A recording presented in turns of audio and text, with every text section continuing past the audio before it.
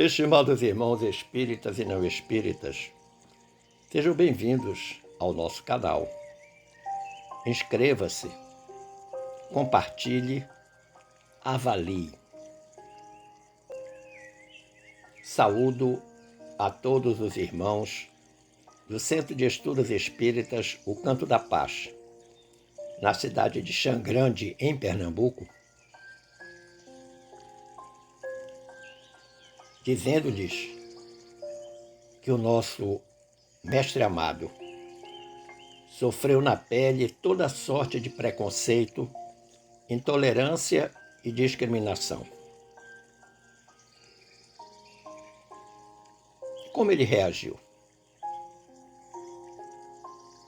Com amor. Verdadeiramente fez o que pregou durante toda a sua existência. Perdoou os inimigos até a última instância. Mas cabe uma pergunta. E nós? Como temos nos comportado em relação às circunstâncias adversas que nos visitam? Foi-nos solicitado pela direção da casa refletirmos um pouco sobre as razões do preconceito contra o Espiritismo. E você pode até perguntar, e tem preconceito contra o Espiritismo? Sim. Não só preconceito, mas em casos extremos até intolerância. O preconceito religioso é uma realidade. Não é apenas contra o Espiritismo, mas é contra outras denominações religiosas.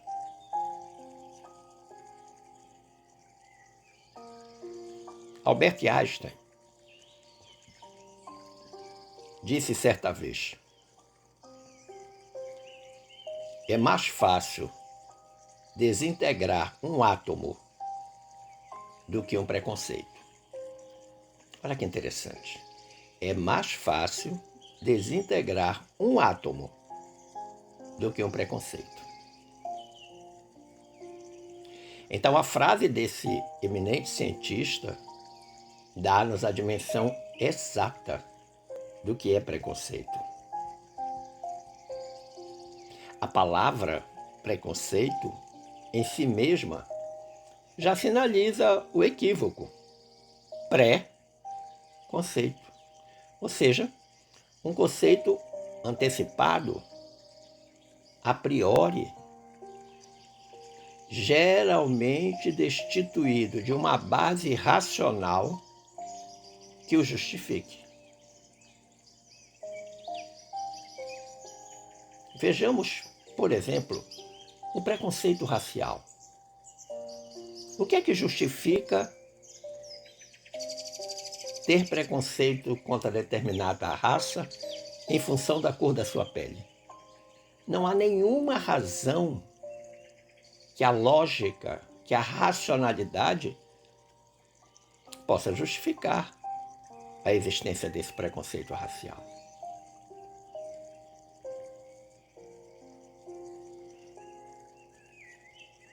Quando nós buscamos um significado para a palavra preconceito, nós vamos ao dicionário Royce e lá encontramos que preconceito é qualquer opinião ou sentimento, favorável ou desfavorável, concebido sem exame crítico. Então a palavra-chave aqui é exame crítico. O sentimento é favorável ou desfavorável? Vamos falar dos sentimentos desfavoráveis. E as pessoas nem sabem por quê. Eu não gosto. Mas por que você não gosta? Porque eu não gosto. Não tem uma razão lógica que explique.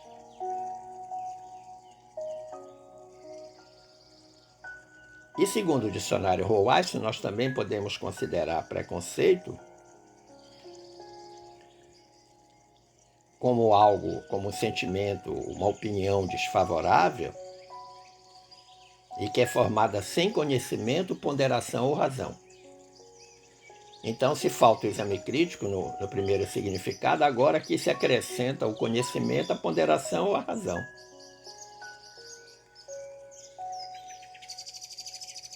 Alguns dizem assim, mas isso pode ser de vidas passadas, tá? E você veio nessa existência agora para quê? Não foi para corrigir os equívocos das vidas passadas?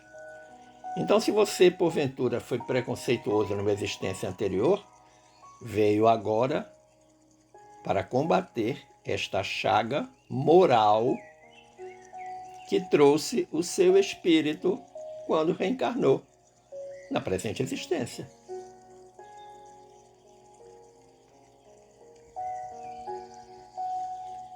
Rosemary Grebe afirma que o preconceito é responsável pela manutenção de paradigmas, de muitos paradigmas, que têm atravancado o progresso humano no seu aspecto ético e moral. E que, por conta disso, gera violência, confronto, guerra, morte. Nós temos um preconceito e uma intolerância historicamente conhecido por todos, que era o de Adolf Hitler contra a raça judaica ou judia.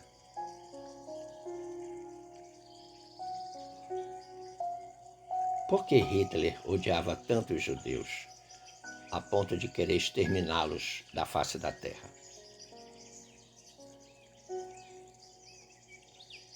Qual era a razão lógica? Qual era a base racional que poderia dar sustentação a isso? Nenhuma. Nós podemos, então, começar a pensar em intolerância e preconceito como uma patologia comportamental, uma patologia social. Quando nós analisamos os conceitos de preconceito e intolerância, e nós já vimos que o preconceito é um sentimento concebido sem nenhuma análise crítica, a intolerância, pelo seu lado, é a recusa de determinado pensamento, ação ou da convivência com determinados grupos sociais. Eu costumo dizer que o preconceito é a causa, a intolerância é o efeito dessa terrível chaga social chamada preconceito. O termo intolerância surgiu para a designação de um sentimento de superioridade, em que o indivíduo considera as diversidades como possuidoras de um nível de dignidade menor do que o grupo social absolutamente fechado ao qual ele está inserido, ao qual ele pertence. Então, o sujeito intolerante, ele se acha melhor que todo mundo. E aí você vai ter intolerância econômica, intolerância social, intolerância religiosa, intolerância esportiva.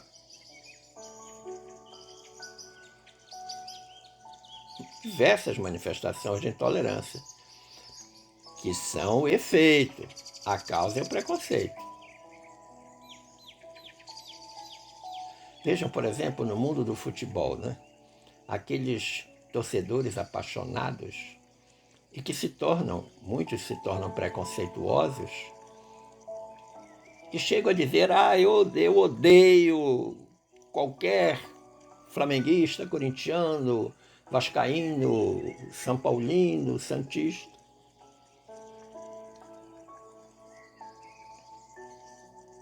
E aí manifesta a intolerância.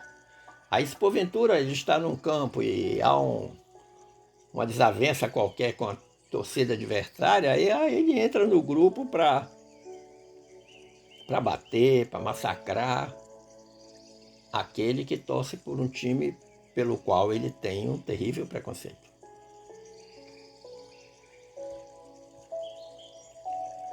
O contrário da intolerância é a tolerância. Tolerância, que indica o quê? Uma convivência pacífica e harmoniosa com pessoas diferentes de nós. Diferente no seu modo de ser, no seu modo de pensar, no seu modo de agir.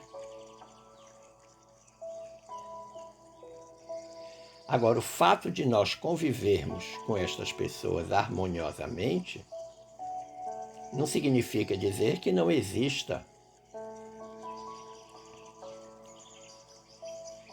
desigualdade entre as pessoas. Vai existir desigualdade social, intelectual, cultural, desigualdade de dignidade humana. Mas o fato de haver a desigualdade, isso não justifica que qualquer ser humano tenha intolerância por aqueles que lhe são contrários ou diferentes.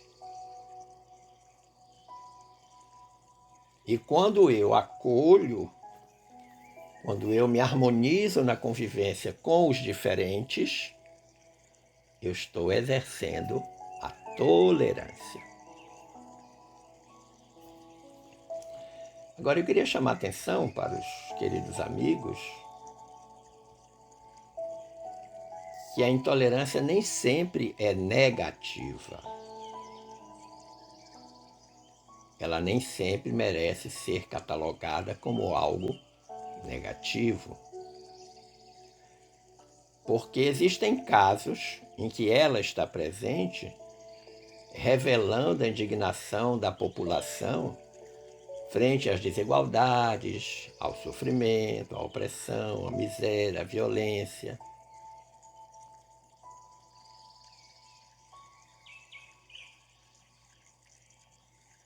E o fato de não tolerar estas circunstâncias, ser intolerante a elas,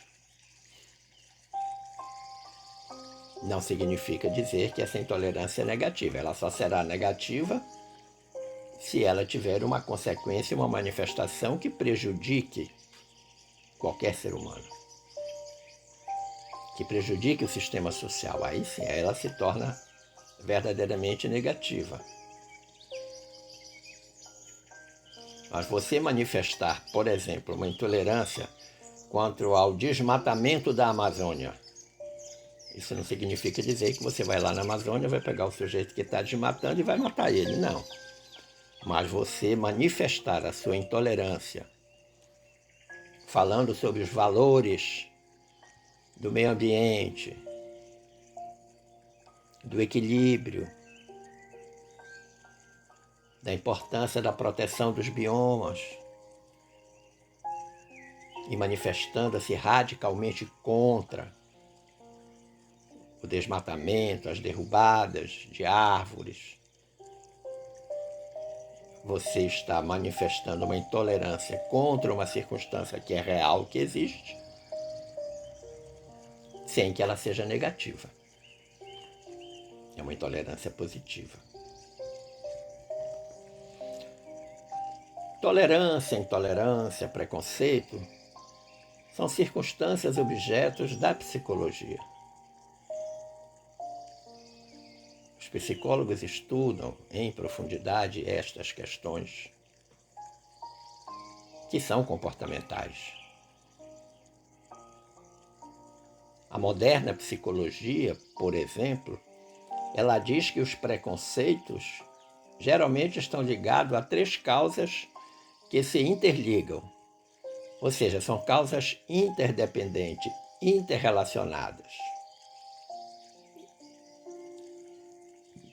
A primeira causa que a moderna psicologia aponta é a ignorância, no sentido de ignorar, de desconhecer. Falta de conhecimento sobre determinado assunto. Você não conhece o assunto, não conhece a circunstância, mas já vai logo dizendo, sou contra. Por que é contra? A ignorância, normalmente, nas pessoas que desconhecem os assuntos, ela vem acompanhada da teimosia. Quanto mais você argumenta, mais o sujeito teimosamente repele. Segundo elemento, ou segunda causa que a psicologia aponta, é o medo. Medo do que é desconhecido.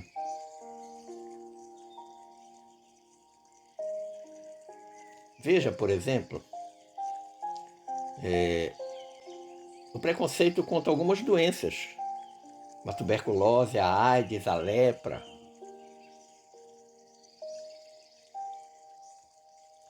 Não se conhece, não sabe-se as formas de transmissão, mas automaticamente gera um preconceito.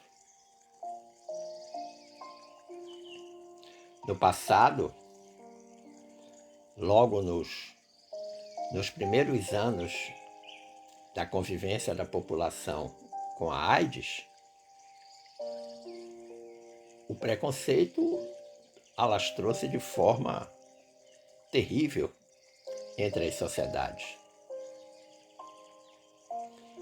E a terceira causa que a moderna psicologia aponta é o orgulho. O orgulho faz nascer o preconceito, faz nascer a intolerância. O orgulho que Allan Kardec considera como a raiz de todos os males, que se faz acompanhar da soberba.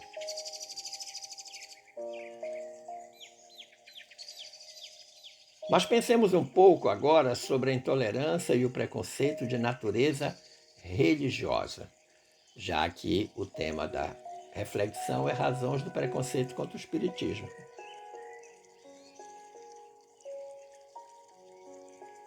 Preliminarmente, vamos considerar que a intolerância, e especialmente o preconceito, povoam a mente humana desde sempre. Não é uma novidade. O preconceito e a intolerância não são chagas sociais, humanas, da modernidade ou da contemporaneidade, não. Vem lá de muito tempo atrás o aparecimento deles. Preconceito por ser gordo, preconceito porque é magro, preconceito contra o divorciado, contra aquela que é mãe e solteira. Esse é um dos preconceitos mais dolorosos que eu reconheço. Primeiro porque as pessoas dizem mãe solteira. Já é algo para denegrir. Porque são dois estados completamente distintos, o de ser mãe e o de ser solteira. O estado da maternidade é diferente do estado civil. Ser casado, solteiro, divorciado, emancipado, sei lá. Qualquer uma dessas formas que o Código Civil reconheça. Mas as pessoas dizem mãe solteira. Não, mãe e solteira. Primeiro que para ser mãe não precisa ter estado civil. Casado, solteira, emancipado, ajuntado, não. Preconceito contra os negros, contra os índios, contra o pobre, contra a mulher. Até o belo sofre investidas preconceituosas. Por quê? Porque é da natureza humana buscar forma de sentir-se superior aos demais. Ou, se não se sente superior, pelo menos se esforça para não demonstrar o tamanho da sua inferioridade. E no caso do preconceito religioso, não é apenas a doutrina espírita e os espíritas que são atingidos por esse preconceito. Claro que não. Muitas outras religiões são duramente atacadas de forma preconceituosa e intolerante. Talvez o episódio histórico que mais chama a nossa atenção contra o preconceito e a intolerância, contra o espiritismo, seja o famoso Alto da Fé de Barcelona, que aconteceu em 9 de outubro de 1861, quando um sacerdote absolutamente indignado contra o espiritismo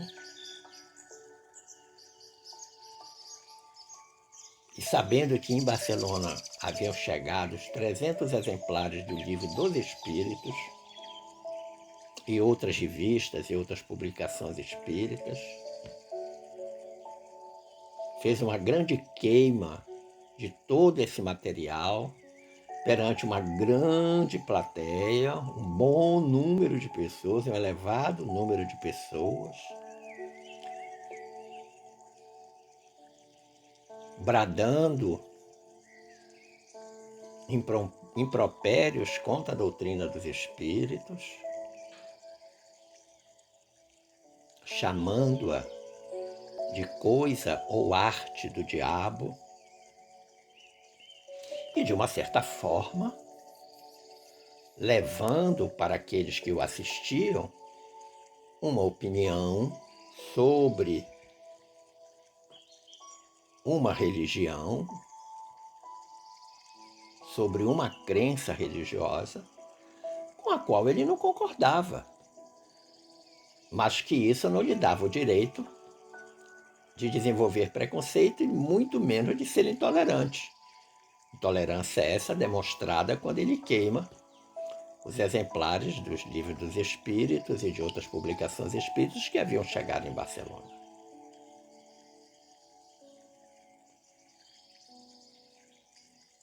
Que há de se imaginar se, em nome da fé, nós fugirmos da mensagem de amor, de humildade, de benevolência, que foi pregada pelo nosso amado Mestre Jesus?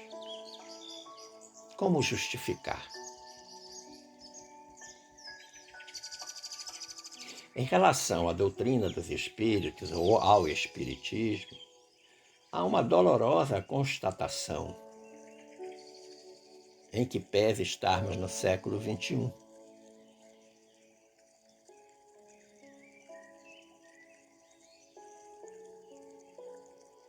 A simples palavra espiritismo faz a curiosidade de muitos recuar.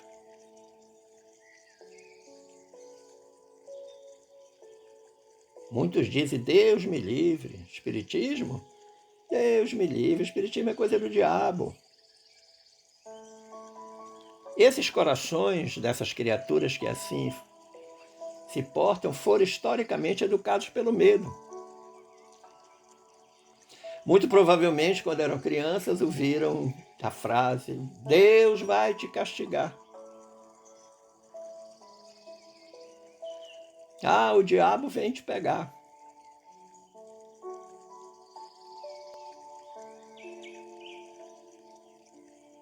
Não é o medo saudável que leva à ponderação, que leva ao cuidado, mas é o medo que anula o amor.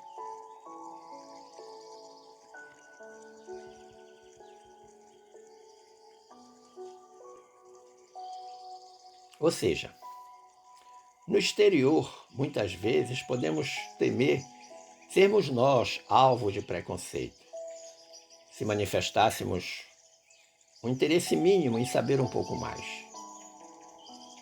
Isso não é só com o espiritismo, é com qualquer religião.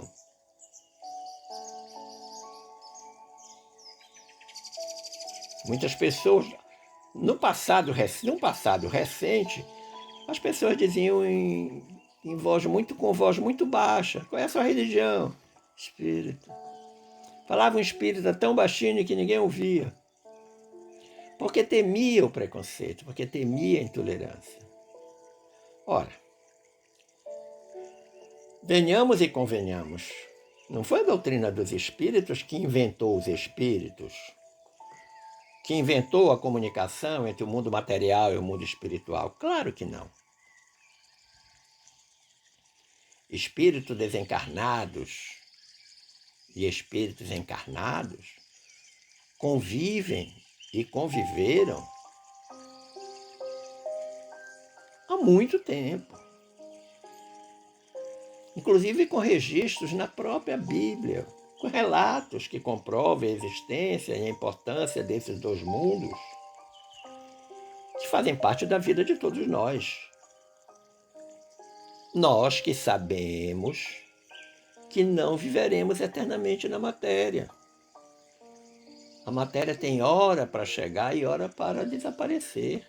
Nascemos, crescemos e morremos. A matéria. O espírito é imortal.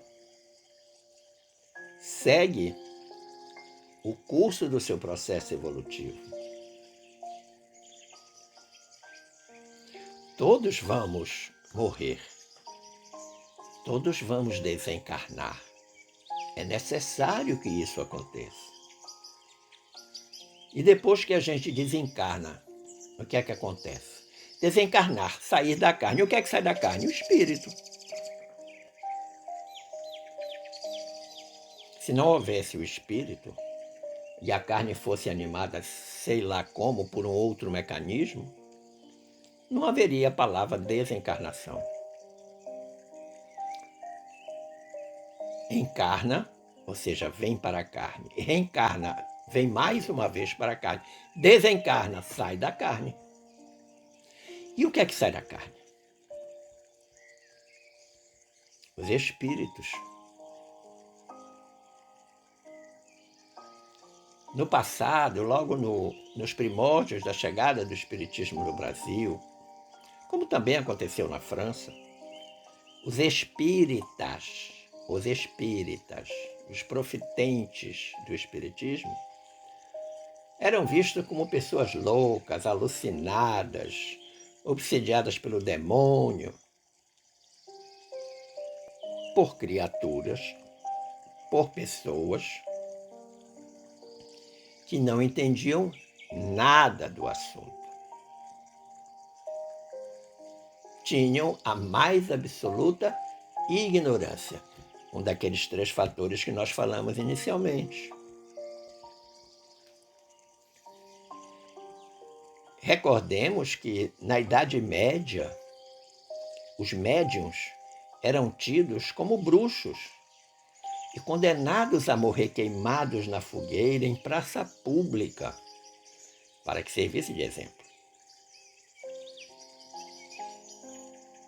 Grandes figuras dotadas de mediunidade, como Joana d'Arc, foram martirizadas e sacrificadas, foi queimada viva.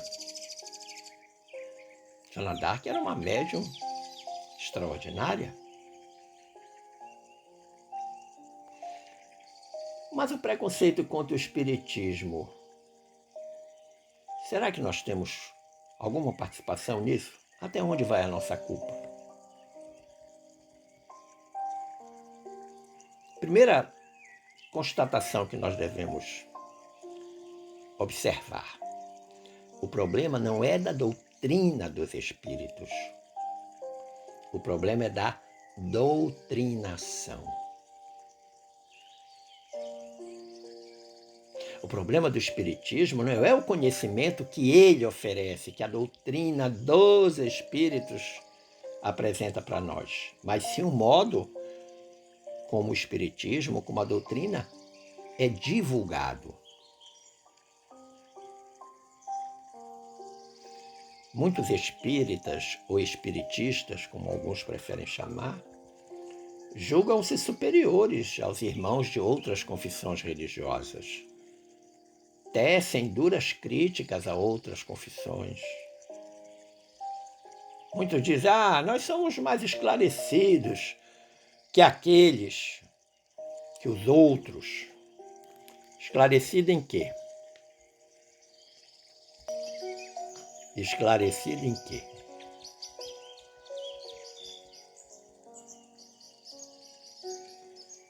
A única e grande maneira de demonstrar a que veio o Espiritismo foi proposta por Allan Kardec no item 4 do capítulo 17 do nosso Evangelho segundo o Espiritismo. quando o codificador afirmou: reconhece-se o verdadeiro espírita pela sua transformação moral e pelos esforços que faz para domar as suas más inclinações. Reconhece-se o verdadeiro espírita. Se Kardec disse que usou a palavra verdadeiro, é porque deve existir espírita falso. E existe. E não é pouco. Mas aí ele diz quem é esse verdadeiro espírita. É aquele que se transforma moralmente.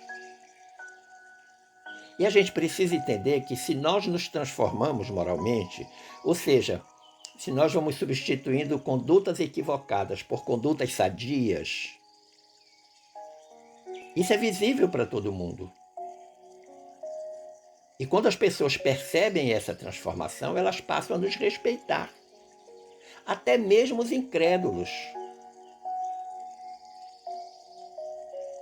Agora, se nós agirmos em contrário, nós vamos dar oportunidade para todos aqueles que são contra o Espiritismo usar-nos como exemplo. Aí é nessa hora que eu penso na questão do falso espírita. Que aquele que é verdadeiramente espírita, ele está demonstrando que está se transformando moralmente. E aí vale aqui aquele adágio popular, né? Uma laranja podre estraga todo o suco. O suco é o movimento espírita, a laranja podre são os maus espíritas. Dizem-se espíritas, mas passam longe dos postulados da codificação. Passam longe do Evangelho de Jesus.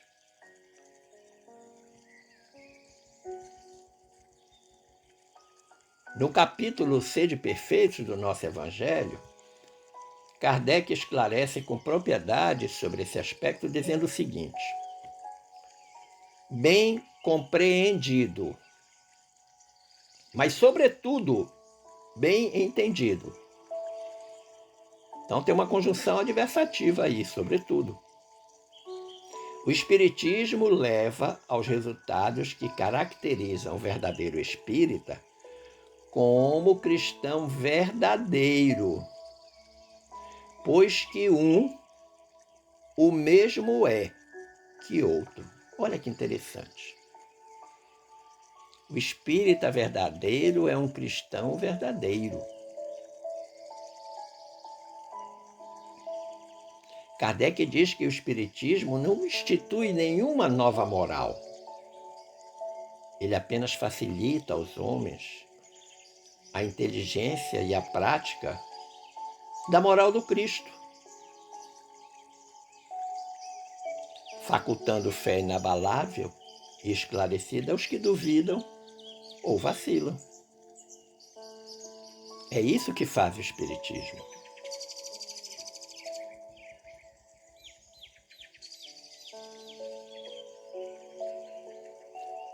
A doutrina dos espíritos nos mostra a inutilidade dos preconceitos através de postulados simples. É o que eu chamo a confirmação da doutrina. Primeiro, Deus é a inteligência suprema, causa primária de todas as coisas, questão número 1 do Livro dos Espíritos. Esse é um postulado que serve para se combater o preconceito. E também não é propriedade exclusivamente da doutrina dos espíritos. Outras religiões também pensam assim. Segundo postulado, todos temos o mesmo destino. Todos temos o mesmo destino. Portanto, não há regime de exceção. A felicidade plena, conquistada através de nossa perfeição relativa. E isso se processa, isso acontece paulatinamente, de forma gradual, de reencarnação em reencarnação. Ou seja, a cada reencarnação nós vamos melhorando um pouquinho, e mais um pouquinho, e outro pouquinho, até nós chegarmos ao estado da felicidade plena, quando nós tivermos a chamada perfeição relativa, porque é a perfeição absoluta de Deus. É neste momento que a gente, então, adentra ao panteão da eterna felicidade. E o terceiro postulado nos diz que a condição a que estamos submetidos no plano terreno é exatamente aquela de que precisamos como experiência. Ou seja, o que eu estou passando agora, nesta existência, é o que me é necessário para o meu processo evolutivo. Evidentemente que, se eu entendo as razões das minhas dificuldades, sei que elas fazem parte, umas do meu processo de escolha antes de reencarnar, outras por absolutos equívocos que eu cometo e que as consequências vêm. E que aí eu vou ter que corrigir sempre os erros e cada vez me tornar um pouquinho melhor, um pouquinho melhor, um pouquinho melhor. A cada reencarnação, cada um de nós deve melhorar um pouquinho, para que a gente possa chegar à felicidade plena relativa.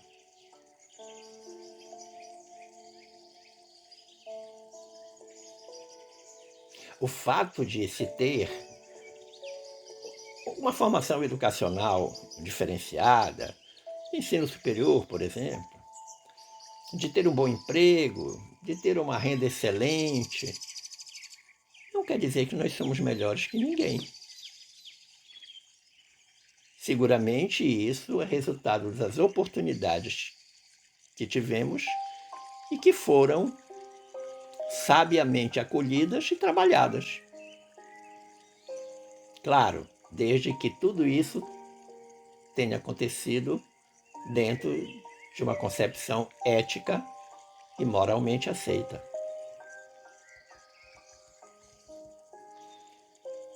Ninguém é melhor porque tem isto ou aquilo, principalmente das coisas materiais. Nós somos melhores não pelo que damos, mas pelo que somos, em essência.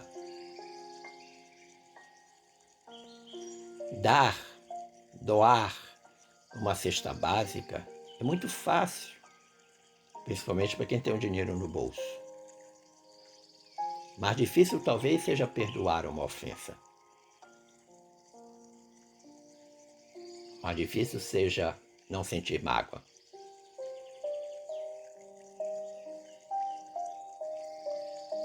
A conclusão desta reflexão de hoje vai ser um pouco diferente de todas as outras conclusões que nós já tivemos em reflexões anteriores. Porque eu vou lhes contar uma historinha cujo título é O Pote de Barro. Essa historinha é de autoria de Célia Xavier de Camargo. E ela foi publicada na revista O Consolador, ano 3, número 108, do dia 24 de maio do ano de 2009. Portanto, há quase 15 anos. É muito interessante essa história. Conta-nos, Célia.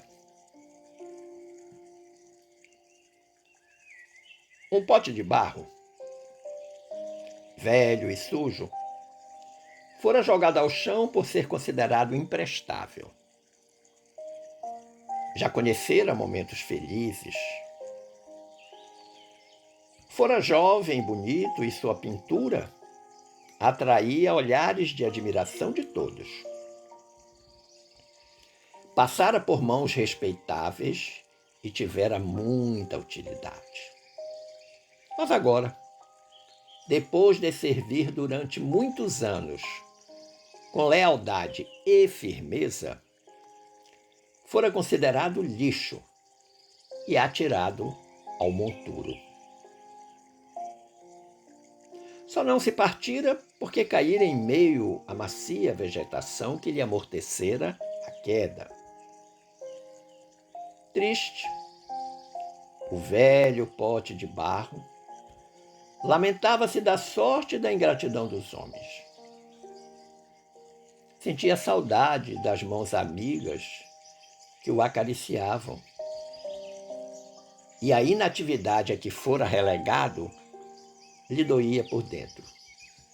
Logo ele, que desejava tanto servir e ser útil. O tempo passava e ele continuava ali, jogado ao chão. A chuva o castigava e o vento enchia-o de terra. Veio o inverno e ele tiritava de frio, sem poder se proteger. Um dia, trazida pelo vento que soprava forte, uma sementinha caiu sobre o seu dorso e, tremendo de frio, suplicou-lhe: "Oh, meu amigo pote, posso abrigar-me dentro de você? O vento me arrasta e o frio me castiga. Não tenho onde ficar." Feliz por poder ser útil, o velho pote respondeu gentil: "Com todo prazer, minha pequena amiga. Entre no meu bojo e fique à vontade." E ela ficou protegida do vento e do frio, quietinha. Sem ter o que fazer e cansado da vida, o velho pote adormeceu, esperando a estação mudar e o tempo melhorar. Certo dia, acordou ao perceber passos de alguém que se aproximava e ouviu uma exclamação: "Mas que lindo pote de barro!" Olhou dos lados para ver sobre quem falavam, mas admirado, percebeu que era a ele que se dirigiam. Surpreso, só então notou que se transformara num belo vaso de flores. A sementinha que ele permitira se alojasse em seu interior germinara, e no meio de verdes e brilhantes folhas, lindas flores desabrocharam, enchendo-o de perfume e de cor. E o pote sorriu satisfeito da vida e muito orgulhoso da sua nova e útil ocupação.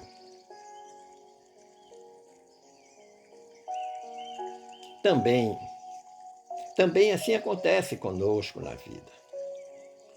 Sempre poderemos ser úteis para alguma coisa.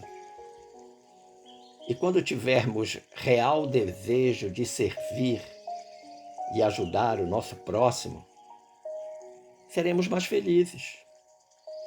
Seremos mais felizes porque também seremos auxiliados. Jesus, que é o nosso mestre, sempre nos recompensará pelo bem que fizermos aos outros. Pois não foi ele mesmo quem disse: "A cada um será dado segundo as suas obras"?